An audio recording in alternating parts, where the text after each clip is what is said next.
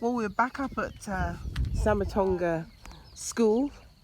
We're really pleased to know that the tank is now up. I just want to show you some of the, it's been raining. Praise God, we prayed for rain, and I know that you all prayed as well. I just want to show you one of the creatures that come out. It is massive. It's a millipede or a centipede, but it is absolutely massive. And they are everywhere. So I'm going to walk very closely with these folks who are leaving me behind. But this is part of the school. A lot of it's still kind of like untouched. Yeah, untouched. Just wide open spaces. Whoa, I better not let these folks leave me because it's been raining and I don't want no snakes jumping out on me today. Plus my footwear is just a pair of shoes. Look, just a pair of ordinary shoes.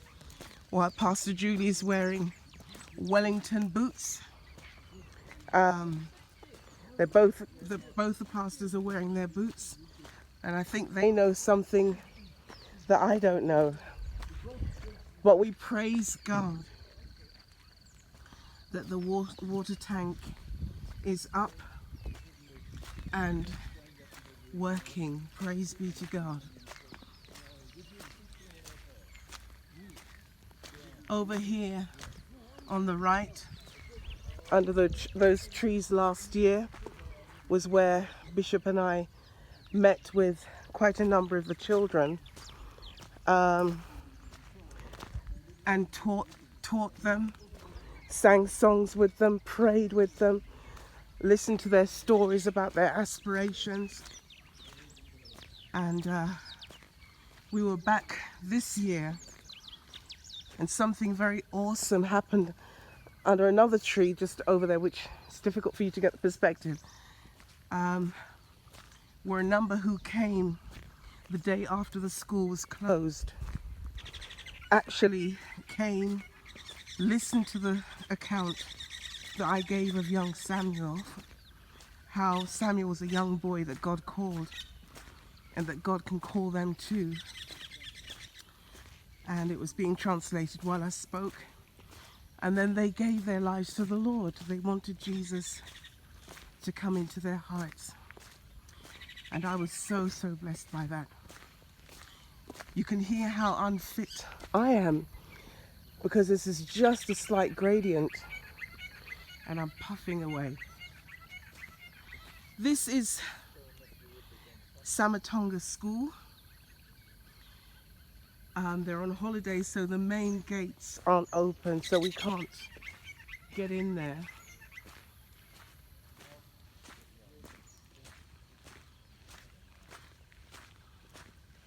It's quite a large area.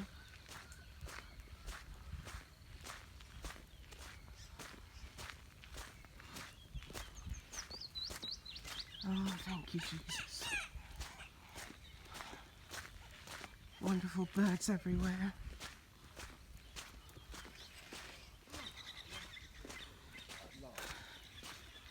Guess what I'm doing as I walk past these trees? I'm looking up for snakes. Terrible, isn't it?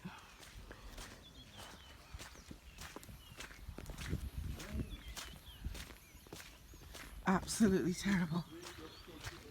So that looks like their recreational area, which is actually quite nice.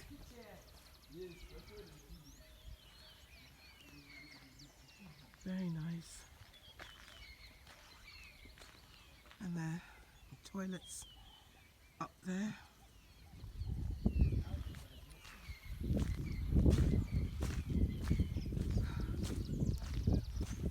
This is the back of the school.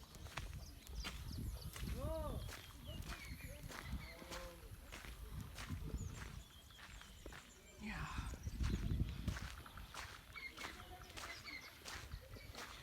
And these rows of stones, it was curious as to what we were curious as to what they were. They're actually like, you know, when you go into school or a nursery, you have placemats. This is where the children stand in their places as they're getting their meals. The meal, you can see this outdoor sink is part of what's used during the meal preparation time. The meal is cooked over here, which is outdoor. And as you've been told, the main cuisine is mealie meal and beans. So over here is where the headmaster stays. He's not here at the moment, but that's the headmaster's house, just there. When the school's in session, that's where he stays.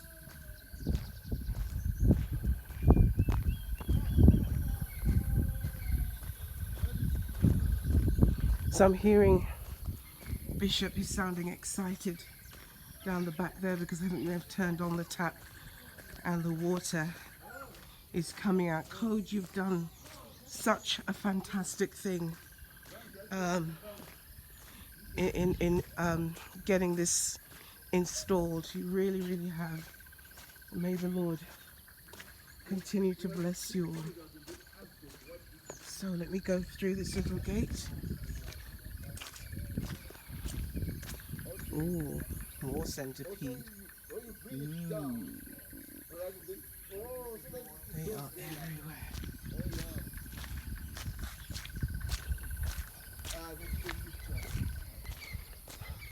What Pastor Julie is saying, she's never seen a water system like this. Normally it's with a big stick that they have to use to pump the water up out the ground. But here she's seeing all the apparatus. Look at that, folks. Look at that.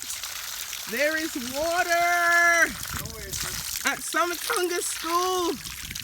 God bless you, Coach. God truly, truly bless you. God bless you for what you've done. There is water. Hallelujah.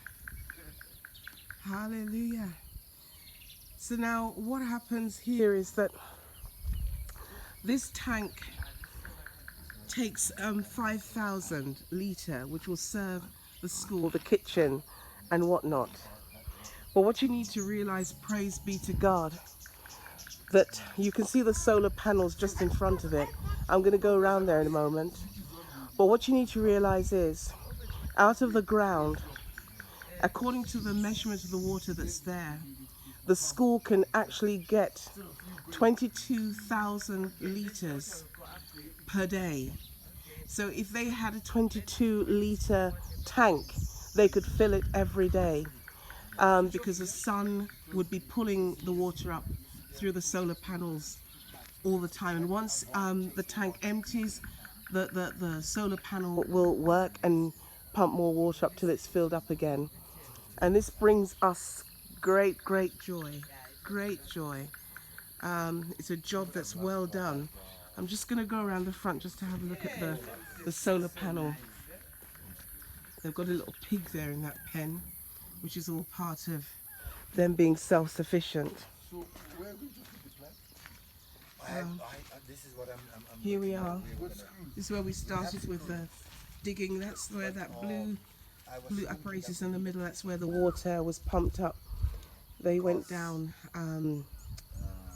90 meters. You try and calculate, think about 100 foot building, tower block, and then multiply that by 3 plus a bit more, and you'll get the depth to which they went right down into the earth to pull up the water.